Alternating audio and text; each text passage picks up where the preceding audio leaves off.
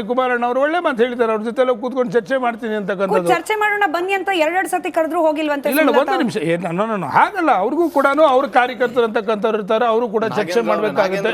ಹೇಳಿ. ಇವತ್ತು ಎಲ್ಲಾ ಪಕ್ಷದವರು, ಕಾಂಗ್ರೆಸ್ ಪಕ್ಷದವರು ಹೇಳಿ ಪ್ರಚಾರದಲ್ಲಿ ಧುಮುಕಿದ್ದಾರೆ, ಅಬ್ಬರದ ಪ್ರಚಾರವನ್ನ ಮಾಡ್ತಿದ್ದಾರೆ. ರಾಮನಗರದಲ್ಲಿ ಇವತ್ತು ಇಡೀ ಅರ್ಧ ಕ್ಯಾಬಿನೆಟ್ ಅಲ್ಲಿ ಇತ್ತು, ದೊಡ್ಡ ಮಟ್ಟದಲ್ಲಿ ಪ್ರಚಾರವನ್ನ ಮಾಡ್ಕೊಂಡೋಗಿ ಉಮೇದುವಾರಿಕೆ ಸಲ್ಲಿಕೆಯನ್ನ ಮಾಡಿದ್ರೆ ನೀವಿನ್ನು ಚರ್ಚೆ ಮಾಡಿದ್ರಲ್ಲ ಇದಿರಲ್ಲ. ಒಂದು ನಿಮಿಷ, ಸೋಲು ಅಂತವ್ರಿಗೆ ಭಯ, ಸೋಲು ಅಂತವ್ರು ಪ್ರಚಾರ ಮಾಡ್ಕೋಬಹುದು, ಸೋಲು ಅಂತ ಕುಕ್ಕರ್ ಕೊಡ್ಬೇಕು. ಒಂದು ನಿಮಿಷ, ಇವಾಗ ಬನ್ನಿ ನನ್ನ ಜೊತೆಲಿ, ನಿಮ್ಮ ವರದಿಗಾರ ನನ್ನ ಜೊತೆಲಿ ಕಳಿಸಿ ವಾಸ್ತವಾಂಶ ಏನು ಅಂತಕ್ಕಂಥದನ್ನ.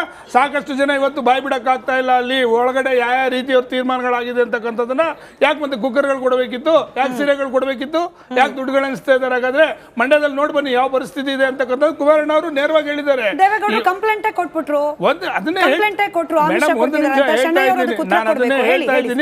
ಜನಗಳು ಇವತ್ತು ತೀರ್ಮಾನ ಮಾಡಿರ್ತಕ್ಕಂಥದ್ದು ಶ್ರೀಮಾನ್ ನರೇಂದ್ರ ಮೋದಿ ಅವರು ಈ ದೇಶಕ್ಕೆ ಇವತ್ತು ಅವಶ್ಯಕತೆ ಇದೆ ಅಂತಕ್ಕಂಥ ಸ್ಪಷ್ಟವಾಗಿ ಹೇಳಿದ್ದಾರೆ. ಇಂತಹ ಒಂದು ಸಂದರ್ಭದಲ್ಲಿ ನಮ್ಮನ್ನೇ ಜನಗಳು ಹೇಳ್ತಾ ಇದ್ದಾರೆ. ಇವತ್ತು ಕುಮಾರಣ್ಣ ಮಂಡ್ಯದಲ್ಲಿ ಒಂದು ವಿಚಾರ ತಮ್ಗೆ ಹೇಳ್ತೀನಿ, ಕುಮಾರಣ್ಣ ನೀವೇ ನಿಲ್ಬೇಕು. ಯಾಕೆ ಇವತ್ತು ಒಂದು ಕರ್ನಾಟಕ ರಾಜ್ಯದಲ್ಲಿ ನೆಲ ಜಲ ಭಾಷೆ ಅನ್ನೋ ವಿಚಾರದಲ್ಲಿ ಕಾವೇರಿ ಭಾಗದಲ್ಲಿ ಆ ಧ್ವನಿ ಎತ್ತಕ್ಕಂಥ ಒಬ್ಬ ನಾಯಕ ಬೇಕು ಅಂತಂದ್ರೆ ಸನ್ಮಾನ್ಯ ಕುಮಾರಣ್ಣ ಅಂತವ್ರು ಬೇಕೇ ಬೇಕು. ಅಂತವ್ರಿಗೆ ನರೇಂದ್ರ ಮೋದಿ ಅವರು ಕೈ ಜೋಡಿಸಿದ್ರೆ ಆ ಭಾಗದಲ್ಲಿ ಇರ್ತಕ್ಕಂಥ ನೀರಾವರಿ ಯೋಜನೆಗಳಿಗೆ ಚಾಲನೆ ಸಿಗುತ್ತೆ ಅಂತಕ್ಕಂಥ ಜನಗಳೇ ತೀರ್ಮಾನ ಮಾಡಿದ್ದಾರೆ. ಕುಮಾರಣ್ಣ ನೀವು ಎಲ್ಲಿ ಆಸ್ಪತ್ರೆ ಇದ್ದಾಗ ಕುಮಾರಣ್ಣ ಕೇಳ್ತಾರೆ ನೀವೇ ನಿಂತ್ಕೋಬೇಕು ಅಂತಕ್ಕಂಥದನ್ನ.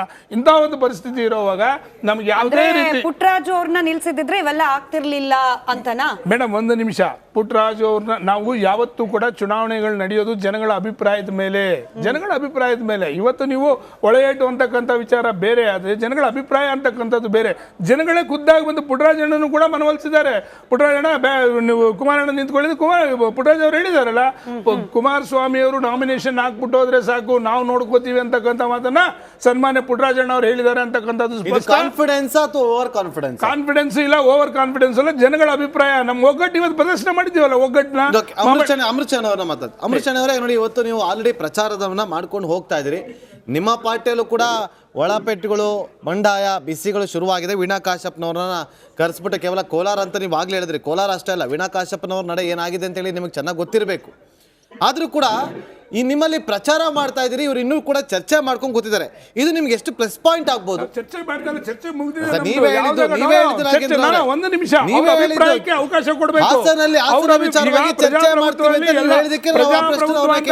ಎಲ್ಲರ ಅಭಿಪ್ರಾಯಗಳು ತಗೋಬೇಕು.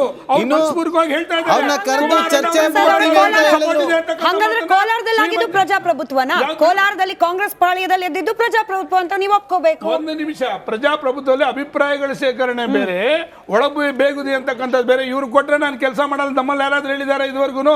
ದಯವಿಟ್ಟು ಹೇಳಿ ನೋಡೋಣ. ಹಾಗಾದ್ರೆ ನಮ್ಮಲ್ಲಿ ಇನ್ನ ಏನಂತ ಹೇಳ್ತಾರೆ, ಕುಮಾರಣ್ಣ ನೀವೇ ನಿಂತ್ಕೋಬೇಕು ಅಂತಕ್ಕಂಥ ಮಾತು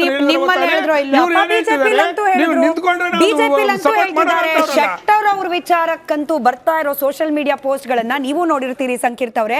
ಯಡಿಯೂರಪ್ಪ ಪಕ್ಕದಲ್ಲಿ ಶೆಟ್ಟರ್ ಅವರು ಅವರಿಬ್ರು ಕೈ ಇಟ್ಕೊಂಡು ಹೋಗ್ತಾ ಇರೋದು. ಮುಂದಿನ ಎಕ್ಸ್ಪ್ಲೈನ್ ನಾನು ಮಾಡಲ್ಲ, ನಿಮಗೆ ಗೊತ್ತಿದೆ. ಶೆಟ್ಟರ್ ಅವರನ್ನ ನಿಲ್ಲಿಸಬೇಡಿ ಬೆಳಗಾವಿಗೆ, ಆಚೆಯಿಂದ ಕರ್ಕೊಂಬಂದು ಯಾಕೆ ನಿಲ್ಲಿಸ್ತೀರಿ? ಬರ್ತಿದೆ ಆರೋಪ. ಈಗ ನೋಡಿ, ಒಂದು ಅಭಿಪ್ರಾಯ ಅನ್ನೋದು ಭಾರತೀಯ ಜನತಾ ಪಾರ್ಟಿಯಲ್ಲಿ ಒಂದು ಮೂಡಿದ ಮೇಲೆ ಕೆಲ ಹಂತದಿಂದ ಆಂತರಿಕ ಪ್ರಜಾಪ್ರಭುತ್ವದ ಏನು ಒಂದು ನನಗೆ ಅಭ್ಯರ್ಥಿ ಆಯ್ಕೆಯ ಪ್ರಕ್ರಿಯೆ ಇದೆ, ಅದರಲ್ಲಿ ಆಯ್ಕೆ ಮಾಡಿ ಅಭ್ಯರ್ಥಿಗಳನ್ನು ಅಳೆದು ತೂಗಿ ಘೋಷಣೆ ಮಾಡಿರುವಂಥದ್ದು. ಜಗದೀಶ್ ಶೆಟ್ಟರ್ ಅವರು ಮಾಜಿ ಮುಖ್ಯಮಂತ್ರಿಗಳಾಗಿದ್ದಂಥವ್ರು, ಅವರು ಇಡೀ ರಾಜ್ಯದ ನಾಯಕರು. ಗೋವಿಂದ ಕಾರಜೋಳ ಉಪಮುಖ್ಯಮಂತ್ರಿ ಆಗಿದ್ದು, ಅವರು ರಾಜ್ಯದ ನಾಯಕರು.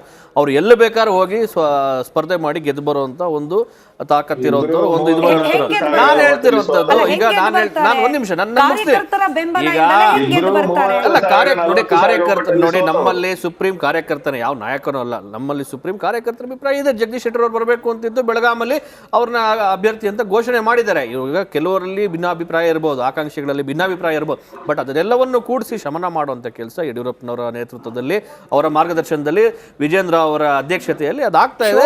ಎರಡು ಮೂರು ದಿವಸ ಶೋಭಾ ಕರಂದ್ಲಾಜೆ ಅವರಿಗೆ ಬೆಂಗಳೂರು ನಾರ್ತ್ ಟಿಕೆಟ್ ಕೊಡಿ ಅಂತ ಹೇಳಿ ನಿಮ್ಮ ಪಕ್ಷದ ಕಾರ್ಯಕರ್ತರು ಹೇಳಿದ್ರ? ಖಂಡಿತ ಅವರದ್ದು ಅಭಿಪ್ರಾಯ ಇತ್ತು. ಯಶವಂತಪುರದ ಶಾಸಕರಾದಾಗ ಸುಮಾರಷ್ಟು ಅಭಿವೃದ್ಧಿಯನ್ನ ಮಾಡಿದಂತವ್ರು ಶೋಭಾ ಕರಂದ್ಲಾಜೆ ಅವರು. ಸೊ ಹಾಗಾಗಿ ಬೆಂಗಳೂರು ಅದು ಆ ಕ್ಷೇತ್ರ ಕೂಡ ಬೆಂಗಳೂರು ಉತ್ತರಕ್ಕೆ ಬರುತ್ತೆ. ಹಾಗಾಗಿ ಅಲ್ಲಿ ಕೆಲಸ ಮಾಡಿದಂತವ್ರು ಆಲ್ರೆಡಿ ಅವ್ರು ಕೆಲಸ ಮಾಡಿದವ್ರಿಗೆ ಇನ್ನೊಂದು ಅವಕಾಶ ಕೊಡಬೇಕು ಅಂತ ಒಂದು ಕ್ಷೇತ್ರ ಬದಲಾವಣೆ ಮಾಡಿದ್ದಾರೆ. ನಾನು ಹೇಳ್ತಿರೋಂಥದ್ದು ಇಷ್ಟೆಲ್ಲ ಮಾತಾಡೋರು ಕಾಂಗ್ರೆಸ್ ಅಲ್ಲಿ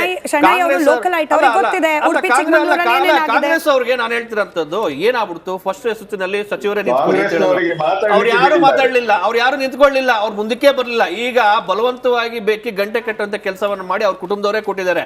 ಒಂದು ಕಡೆ ಅವ್ರು ಹೇಳಂಗೂ ಇಲ್ಲ ಬಿಡಂಗೂ ಇಲ್ಲ.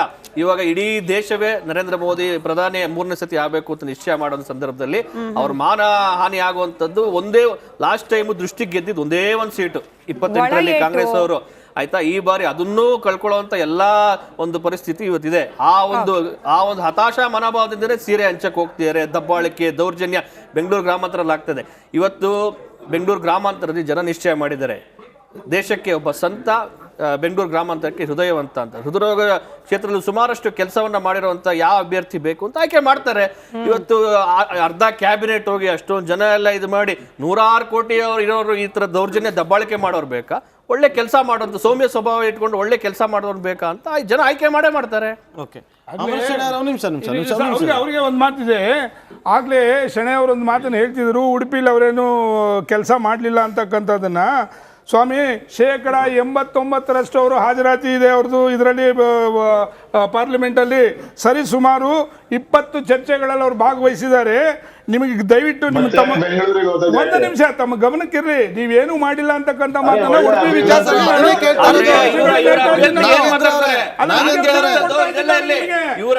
ನಾವು ಹಿಂದುಳಿದ ವರ್ಗದವರು ಒಬ್ಬರಿಗೆ ನಾವು ಒಂದು ಟಿಕೆಟ್ ಅನ್ನ ಕೊಟ್ಟರೆ ಉಡುಪಿ ಚಿಕ್ಕಮಂಗ್ಳೂರಲ್ಲಿ ಇವರ ಅಭ್ಯರ್ಥಿ ಹೇಳಿಕೆ ಏನು ದೌರ್ಜನ್ಯ, ಎಷ್ಟು ಕೇವಲವಾಗಿ ಮಾತಾಡ್ತಾರೆ, ಹಿಂದಿ ಬರಲ್ಲ, ಕನ್ನಡವನ್ನ ಕಡೆಗಣಿಸಿ ಮಾತಾಡ್ತಾರೆ. ಇವರ ಅಭ್ಯರ್ಥಿಗೆ ತಕ್ಕ ಪಾಠ ಉಡುಪಿ ಚಿಕ್ಕಮಂಗ್ಳೂರು ಜನತೆ ಕಳಿಸ್ತಾರೆ ಅಂತ ಹೇಳ್ತಾರೆ. ಅವರ ಅಭ್ಯರ್ಥಿ ಜಯಪ್ರಕಾಶ್ ಹೆಗಡೆ ಅವರು ನಾನು ಹೇಳ್ತಿರೋದು. ಜಯಪ್ರಕಾಶ್ ಹೆಗಡೆ ಅವರು ಕನ್ನಡವನ್ನ ಬರಲ್ಲ ಗೆಲ್ಲಿಸಬೇಡಿ ಅಂತ ಹೇಳ್ತಾರಲ್ಲ, ಎಷ್ಟು ಉದ್ದಟತನದ ಮಾತದು.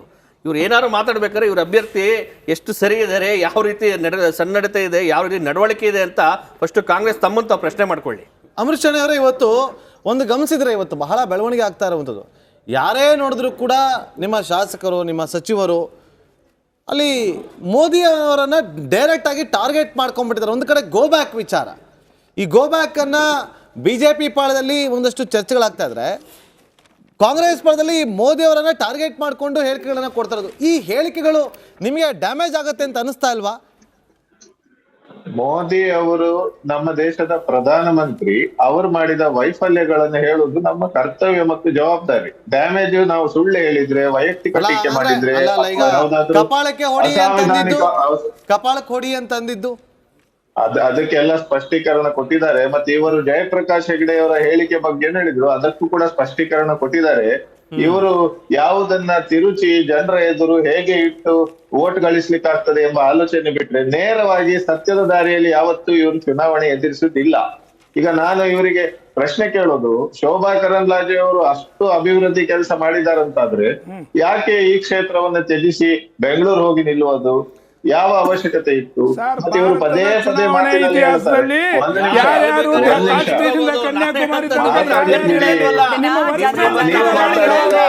ಜನ ಹೆಂಗ್ ನೋಡ್ತಾರೆ ಗೊತ್ತಾ?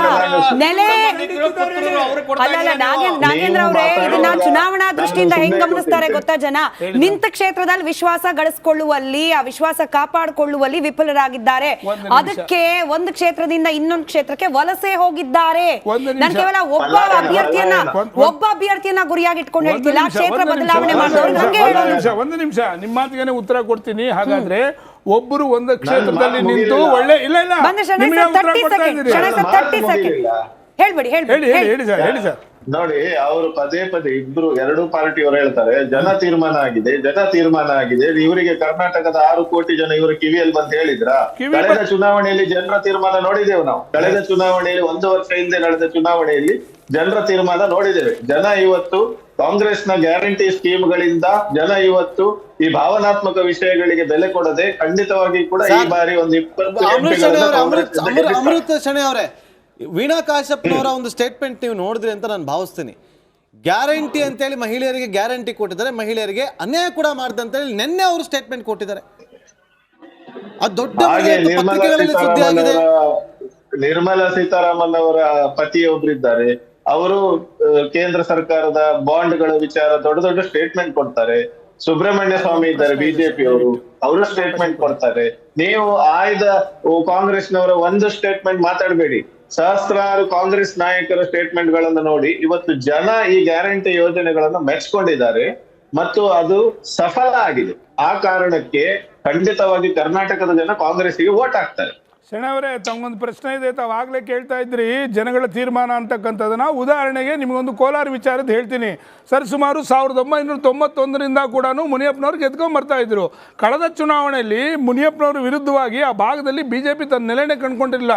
ಅಂತ ಒಂದು ಸಂದರ್ಭದಲ್ಲಿ 7,09,165 ಮತಗಳು ಪಡ್ಕೋತಾರೆ. ಇದೇ ಮುನಿಯಪ್ಪನವರು 4,99,000 ಪಡ್ಕೋತಾರೆ. ಇವತ್ತಿಗೂ ಕೂಡ ಅಲ್ಲಿ 8 ಕ್ಷೇತ್ರಗಳಲ್ಲಿ ಒಂದು ಬಿಜೆಪಿ ಕ್ಷೇತ್ರ ಇಲ್ಲ. ಆದ್ರೂ ಕೂಡ ಈ ಮಟ್ಟಿಗೆ ಒಂದು ನಿಮಿಷ MLA ಎಲೆಕ್ಷನ್ ಮರ್ತೋಯ್ತಾ? ಇದೇ ಮುನಿಯಪ್ಪ ಅವ್ರ ಮೇಲೆ ಇದನ್ನೇ ಜನ ತೀರ್ಮಾನ ಅನ್ನೋದು ಇದನ್ನೇನೆ. ಇದೇ ಮುನಿಯಪ್ಪ ಅವ್ರ ಮೇಲೆ ಅವರದೇ ಪಕ್ಷದ ನಾಗೇಂದ್ರ ಅವರೇ ಇದೇ ಮುನಿಯಪ್ಪ ಅವರ ವಿರುದ್ಧವಾಗಿ ಅವರದೇ ಪಕ್ಷದ ನಾಯಕರು ಹೇಳ್ತಿದ್ದಾರೆ ಬಿಜೆಪಿ ಜೆಡಿಎಸ್ ಜೊತೆ ಹೊಂದಾಣಿಕೆ ಮಾಡ್ಕೊಳ್ತಾರೆ ಅವರು.